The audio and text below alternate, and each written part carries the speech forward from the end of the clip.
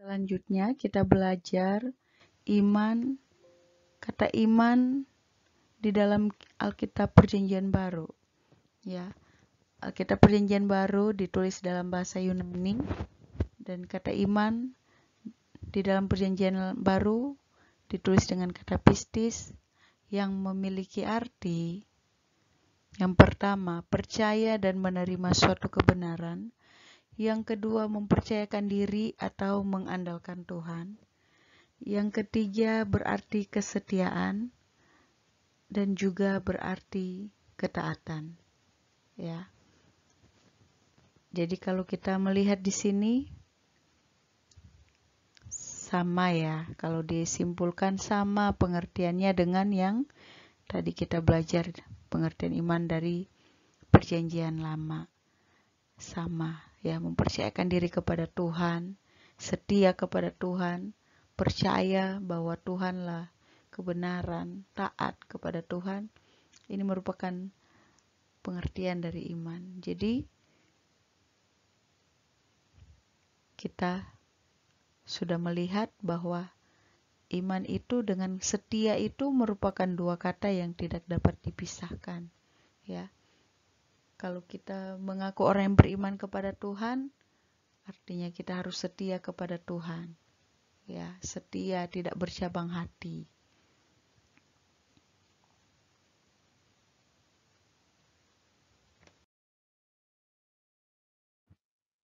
Kita lihat Alkitab di dalam Matius pasal 17 ayat 20. Di situ tertulis, ia berkata kepada mereka, karena kamu kurang percaya. Sebab aku berkata kepadamu, sesungguhnya sekiranya kamu mempunyai iman sebesar biji sesawi saja, kamu dapat berkata kepada gunung ini, pindah dari tempat ini ke sana, maka gunung ini akan pindah dan takkan ada yang mustahil bagimu. Ya, kita melihat di sini Tuhan Yesus ini mengatakan tentang iman. Iman sebesar biji sesawi. Iman sebesar biji sesawi saja dapat memindahkan gunung. Kira-kira apa biji sesawi itu sebesar apa sih? Kenapa bisa biji sesawi itu memindahkan gunung?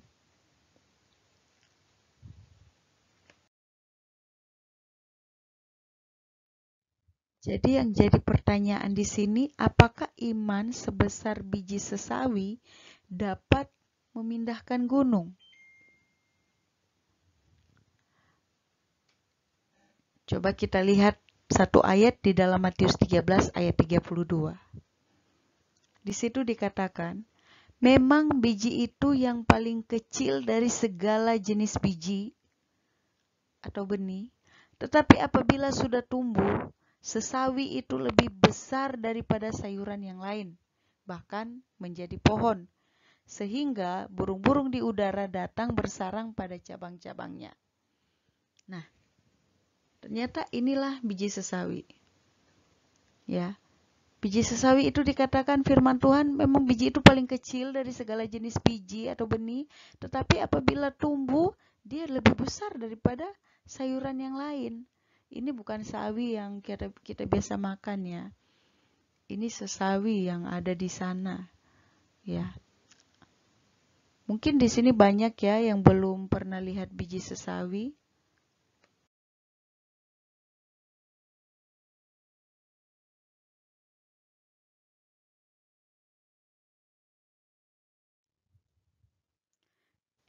Ya, kita lihat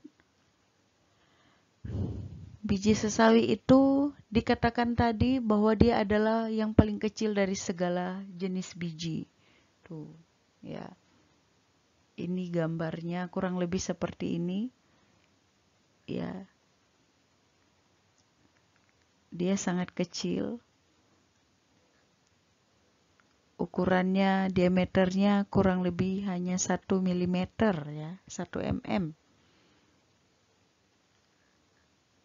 Kalau ini kan jadi tidak sampai 1 cm ya, bahkan coba 1 cm aja kecil, tapi dia tidak sampai 1 cm, kecil sekali. Tetapi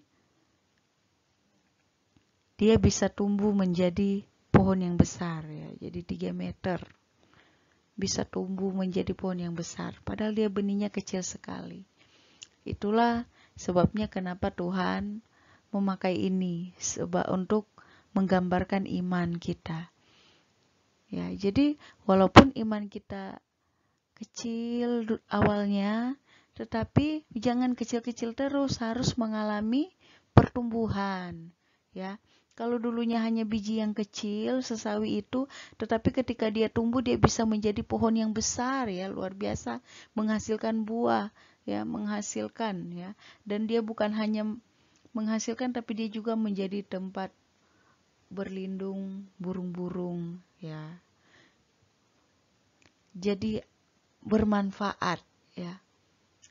Biji sesawi yang kecil ketika dia tumbuh menjadi sebuah pohon, dia bisa banyak manfaatnya. Itulah maksud Tuhan ketika menggambarkan iman kita seperti biji sesawi. Jadi walaupun seperti biji sesawi saja, tetapi kalau iman itu tumbuh itu menjadi luar biasa ya. Ketika iman kita bertumbuh, kita bukan jadi orang yang biasa-biasa saja, yang berguna buat diri sendiri, tetapi kita juga bisa berguna untuk orang lain, menjadi berkat bagi orang lain ya.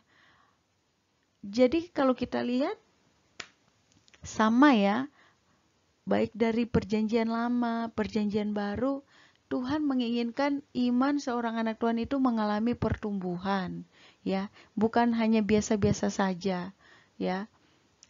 Jadi harus bertumbuh iman kita itu.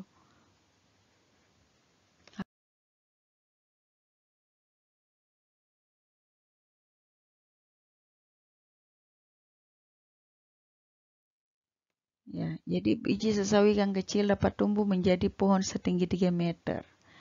Jadi Tuhan Yesus hendak mengajarkan bahwa iman yang sejati adalah iman yang bertumbuh dan memberikan hasil. Ya, iman yang sejati itu bertumbuh dan memberikan hasil seperti biji sesawi.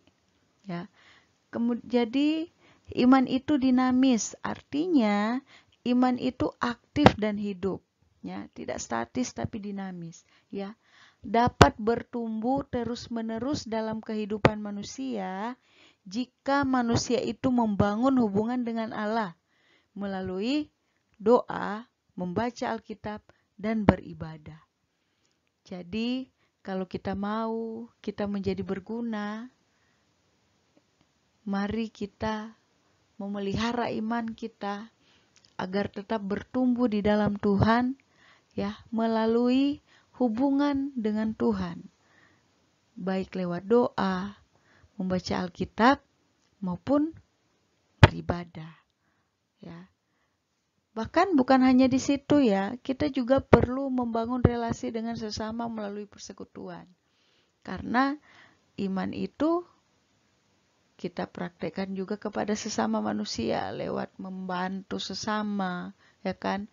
Bisa mengampuni orang yang bersalah. Itu adalah bukti-bukti nyata dari iman kita kepada Tuhan. Jadi bukan hanya sekedar kita berdoa membangun hubungan dengan Tuhan, tetapi hubungan dengan orang lain menjadi buruk. Ya, jadi di sini firman Tuhan mau mengajarkan kita agar menjadi anak-anak Tuhan itu kita mau bertumbuh dan bertumbuh dan bertumbuh, ya, membangun hubungan dengan Tuhan maupun dengan sesama manusia. Jadi belajar sejak kecil, ya. Jangan nanti sudah besar, nanti saya nanti udah 20-an tahun, 30 tahun baru nanti saya mau belajar setia kepada Tuhan. Sekarang saya masih remaja mau senang-senang dulu.